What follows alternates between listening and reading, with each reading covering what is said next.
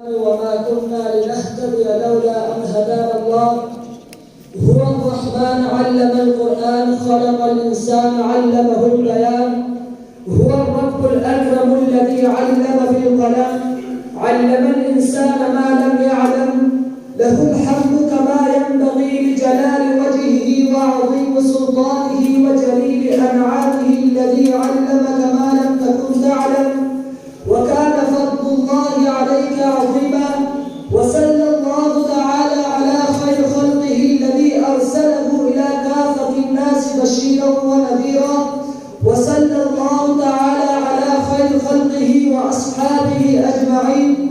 قال الله تبارك وتعالى في محكم كتابه الكريم: أما بعد فأعوذ بالله من الشيطان الرجيم. بسم الله الرحمن الرحيم. والذي جاء بالصدق وصدق به أولئك هم المتقون.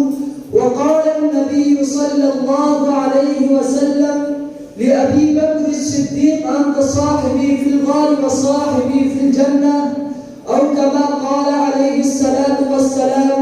وقال الله في حديث آخر: إن الله وملائكته يصلون على النبي يا أيها الذين آمنوا صلوا عليه وسلموا تسليما.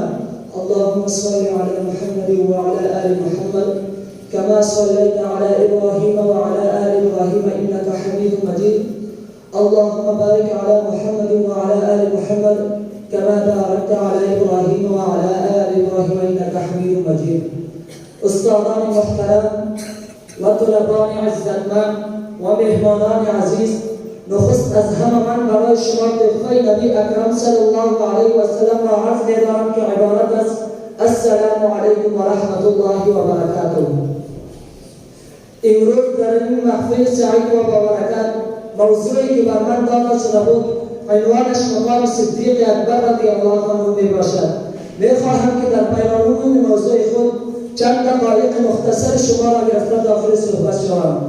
سامعین محترم، علامه ابن حجر مکی رحمت الله علیه نوشته است در ولادت صدیق اکبر رضی الله عنه آفتی از آسمان آواز کرد که این همان بنده الله جل جلاله است. نامش عبدالله و کنیش ابوبکر و لقبش عتیق و صدیق و نام پدرش ابو قحافه و رفیق حضرت محمد صلی الله علیه و سلم میباشد. این همان طفلی است که تا قیامت رفیق حضرت محمد صلی الله علیه و سلم و وصی رسول است. افضلترین و اعلیترین اولین صحابه حضرت محمد صلی الله رفیق حضرت محمد صلی الله علیه و سلم حضرت ابوبکر صدیق رضی الله عنه است.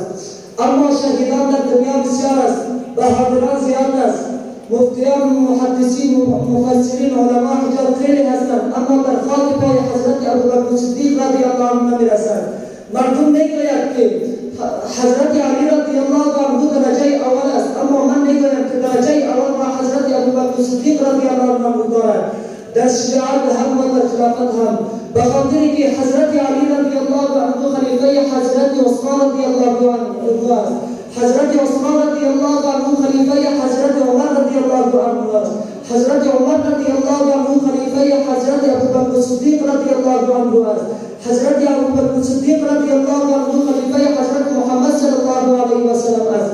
از همین سبب به لقب خلیفة الرسول مفتخر گردیده است. صدیق رضی الله عنه کسی که از نبی اکرم صلی الله علیه و سلم در بارش میگوید: من در تمام دنیا احسان کردم، اما ابوبکر صدیق رضی الله عنه بر من احسان کرد. حالا ببینید که در بین حضرت ابوبکر صدیق رضی الله عنه و علی رضی الله عنه چقدر فرق است. سامعین محترم، نبی اکرم صلی الله علیه و سلم صادق بود، لهذا ابوبکر رضی الله عنه صدیق شد. نبی اکرم صلی الله علیه و سلم عادل بود، لهذا عمر رضی الله عنه عادل شد. نبی اکرم صلی الله علیه و سلم سخی بود، لهذا عثمان رضی الله عنه سخی شد. نبی اکرم صلی الله علیه و سلم بهادر بود، لهذا عمر علی رضی الله عنه بهادر شد. اما بهادران زیاد بودند. طارق رحمت الله علیه هم بود، عمر رضی الله عنه هم بود، اما صدیق صرف یکی از کسی را که قرآن مجید صدیق گفته است و کسی را که حضرت محمد صلی الله علیه و سلم صدیق گفته است، همان ابوبکر صدیق رضی الله عنه است. صدیق رضی الله عنه بیشتر از همه صدیق رضی الله عنه بیشتر از همه نبوت را تصدیق کرده بود. صدیق رضی الله عنه بیشتر از همه کلمه خوانده بود. صدیق رضی الله عنه بیشتر از همه در راه اسلام نطق و ضربه دیده بود. صدیق رضی الله عنه بیشتر از همه شب معراج را تصدیق کرده بود. سامعین محترم، صدیق رضی الله عنه در هر مقام بیرق اسلام را به اهتزاز در آورد و در این راه شهید شد و این چرا با امت داد که صدیق رضی الله عنه هر چرا پروای امت خدا میکند، اما از اسلام هیچ چیز نمیگیرد بلکه با جامعه دل خود دفن میشود. فضیلت از این بزرگتر در کجاست که نبی اکرم صلی الله علیه و سلم در زمان بیماری خود او را امام مسلمین مقرر کرد و خود حضرت نبی صلی الله علیه و سلم به او اقتدا کرد.